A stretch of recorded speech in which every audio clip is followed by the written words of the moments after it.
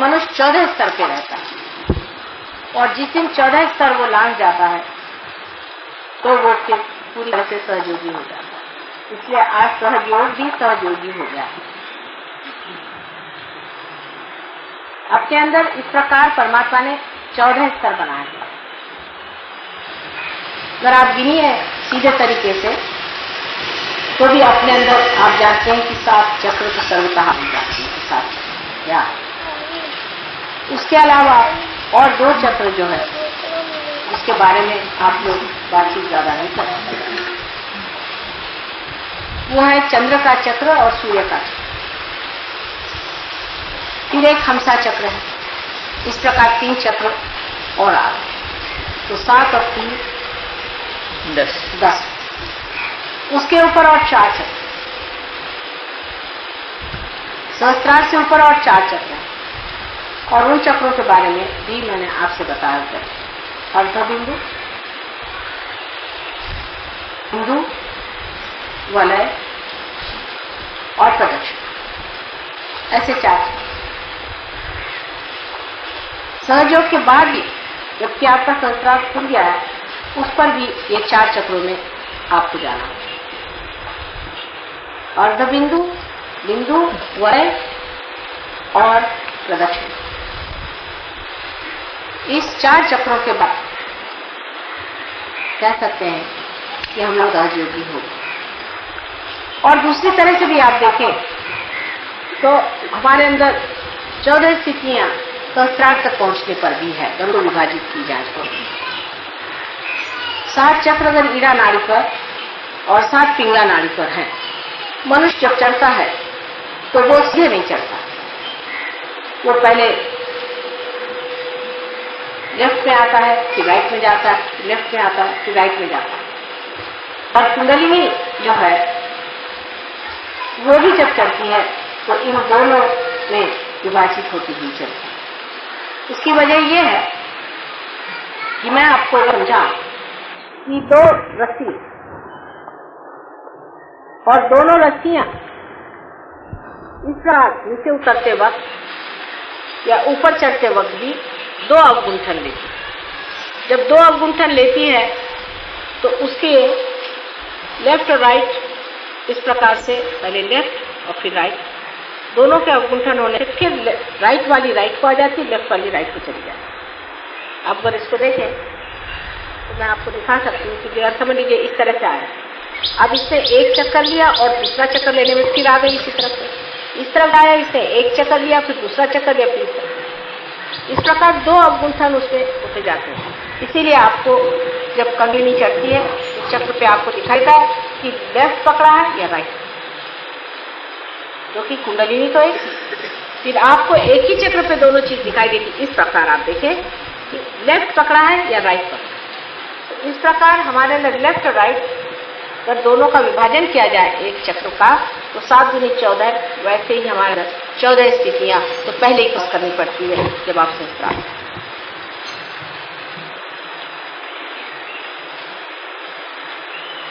और अगर इसको आप समझ लें कि 7 ये और ऊपर के 7, इस तरह भी वो 14 का एक मार्ग है। इसलिए 14 की जो है वो कुंडलिनी शास्त्र में बहुत महत्वपूर्ण चीज है।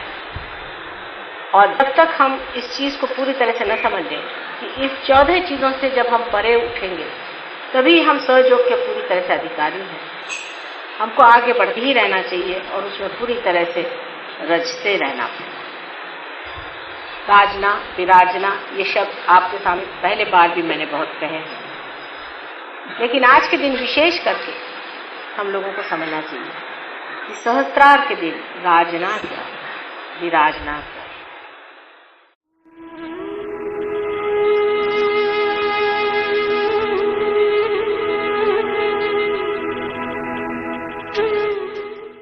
रामनवमी के अवसर पे एकत्रित हुए हैं और सबने कहा है कि श्री राम के बारे में महापत है।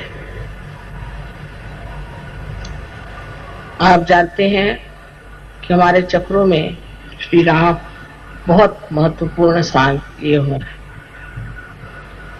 वो हमारे राइट हार्ट पर विराजित है। श्री राम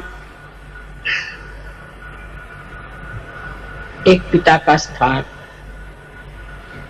लिए हुए हैं, इसलिए आपके पिता के कर्तव्य में या उसके प्रेम में कुछ कमी रह जाए तो ये चक्र पकड़ सकता है। सहयोग में हम समझ सकते हैं कि राम और सब जितने भी देवताएं हैं, जो कुछ भी शक्ति के स्वरूप संसार में आए हैं, वो अपना अपना कार्य करने आए। उसमें श्री राम का विशेष रूप से कार्य है। जैसे कि सोक्रेटिस ने कहा हुआ है कि संसार में बेनेवोलेंट किंग आना चाहिए, उसके प्रतीक रूप श्री रामचंद्र जी इस संसार में आए। सो वो पूरी तरह से मनुष्य रूप धारण करके आए थे। वो ये भी भूल गए थे कि मैं श्री विष्णु का अवतार, भुला दिया गया। किंतु सर्व संसार के लिए वो एक पुरुषोत्तम राम थे कि बचपन का जीवन सब आप जानते हैं और उनकी सब विशेषताएं आप लोगों ने सुन रखी है। हम लोगों को सहयोग में ये समझ लेना चाहिए कि हम किसी भी देवता को मानते हैं और उसको हम अपना आराध्य मानते हैं, तो हमारे अंदर उसकी कौन सी विशेषताएं आई हुई, कौन से गुण हमने प्राप्त किए। श्री रामचंद्र जी के तो अनेक गुण हैं, क्योंकि तो पुरुषोत्तम थे। उनका एक गुण था कि वो जिस राजकारण को करते थे उसमें सबसे ऊंचा उन्होंने जन का मत रखा, न कि अपनी पत्नी या अपने बच्चे इनका ख्याल किया। आजकल के हमारे घर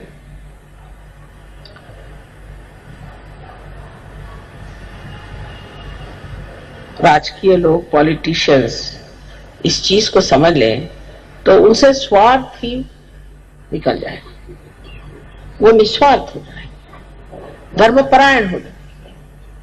कि तो श्री राम की जो प्रतिमा है वही आज तक किसी ने भी अपनाने का प्रयत्न नहीं किया। उल्टे उनके भजन जरूर गाएंगे, उनके नाम से बहुत बड़े बड़े ऑर्गेनाइजेशन बने हैं, राम मंदिर बनाएंगे, लेकिन ये सब बना लेने से क्या श्री राम आपके अंदर प्रवेश कर सकते हैं? क्या आपके जीवन में उनका प्रकाश आ सकता है या नहीं? ये सिर्फ सहयोगी ही कर सकते हैं कि अपने अंदर बसे हुए श्री राम को अपने चित्त के प्रकाश में लाए। वो अत्यंत निरपेक्ष थे। ऐसे तो सभी देवता लोग किसी भी पाप पुण्य से रहित होते हैं। कोई सा भी पाप जिसे हम पाप कहते हैं वो अगर करें तो वो पाप नहीं होता। जैसे श्री कृष्ण ने इतने लोगों को मारा, श्री राम ने रावण का वध किया, ये हमारे दुनियावी दृष्टि से हो सकता है कि पाप हो, किंतु परमात्मा की दृष्टि से नहीं हो सकता, क्योंकि इन्होंने दुष्टों का नाश किया, इन्होंने बुराई को हटाया और इनको अधिकार है कि ये इस कार्य को करने के लिए जो कुछ भी कर सकते हैं वो करें। जैसे देवी ने राक्षसों को संहार किया, राक्षसों का संहार किया, तो कोई कहेगा कि देवी ने पाप किया, किंतु उनका कार्य ही ये है कि वो राक्षसों का संहार करे और जो साधु हैं उन लोगों को संभाले। श्री रामचंद्र जी के जीवन में एक अहिल्योद्धार बहुत बड़ी चीज है। उन्होंने अहिल्या का उद्धार किया क्योंकि उसके पति ने उसे शापित कर दिया था। उस जमाने में भी कोई स्त्री अगर किसी भी तरह से वाम मार्ग में चली जाती थी तो उसका पति अगर साधु हो और उसकी स्थिति अगर ऊंची हो तो उसे शापित कर देता था। किंतु अहिल्या पर झूठा ही उन्होंने आरोप लगाया था, इल्जाम लगाया था, और इस तरह से उसको भी उन्होंने पत्थर बना दिया। तो श्री राम ने उस अहिल्या का भी उद्धार कर दिया। विशेषकर उनकी जो पत्नी के प्रति प्रेम की, एक पत्नी व्रत के प्रति जो एक उनका व्रत था, वो बहुत समझने लायक। हालांकि वो जानते थे कि सीता जी महालक्ष्मी स्वरूपा है, वो स्वयं देवी है, किंतु मनुष्य के रूप उन्होंने अपने पत्नी के सिवाय किसी और स्त्री की तरफ आंख उठा करके भी नहीं देखा। जब हम राम की बात करते हैं तो हमारे अंदर जो पतित्व है वो भी हमारा स्वच्छ होना चाहिए।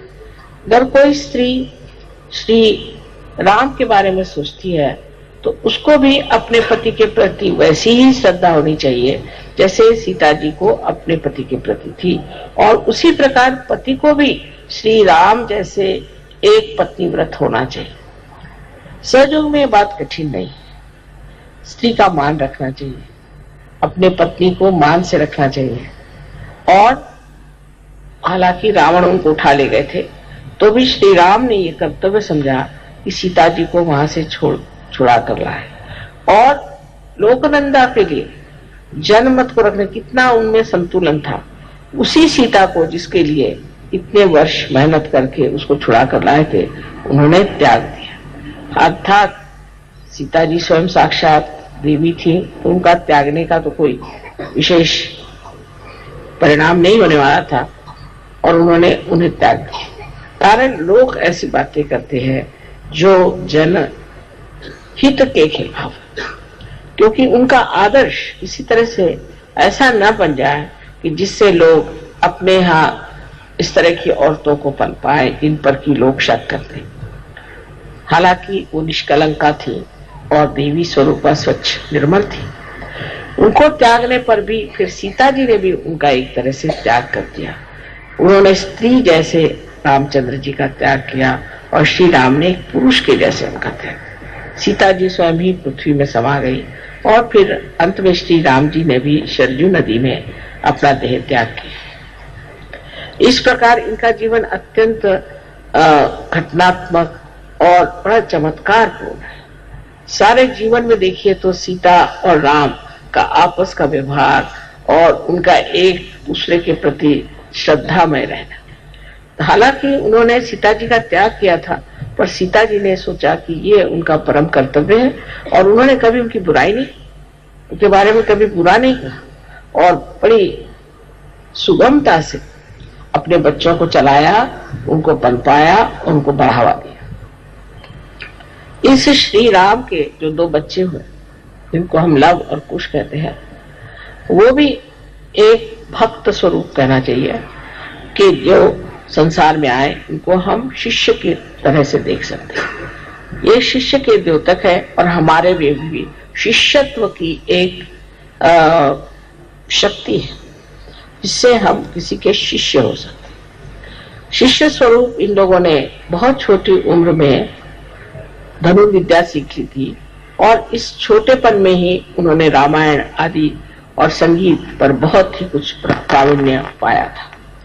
इसका मतलब यह है कि शिष्य को पूरी तरह से अपने गुरु को समर्पित होना चाहिए। यह शिष्य का जो स्वरूप है यह हमारे अंदर भी सबके स्थित है। और माँ जो की शक्ति थी उसके प्रति वो पूरी तरह से समर्पित है। उस वक्त श्री राम से भी लड़ने के लिए वो तैयार हो गए, क्योंकि अपने माँ के लिए। तो माँ को उन्होंने दुनिया में सबसे ऊंची चीज समझी, और उस माँ ने भी अपने बच्चों को पालना, उनका संवर्धन करना, उनको धर्म में खड़ा करना और उनकी पूरी प्रगति करना एकमेव कर्तव्य किया। नहीं तो अपने आजकल की औरतें रात दिन रोते ही रहेंगे, मेरे पति ने छोड़ दिया, पति ने छोड़ दिया, और जब पति मिलेगा तो उससे लड़ती रहेंगे हर समय, और जब पति ने छोड़ दिया तो रोती रहेंगी। छोड़ दिया तो कोई बात नहीं, मेरे बच्चे हैं, इनको मुझे संभालना है।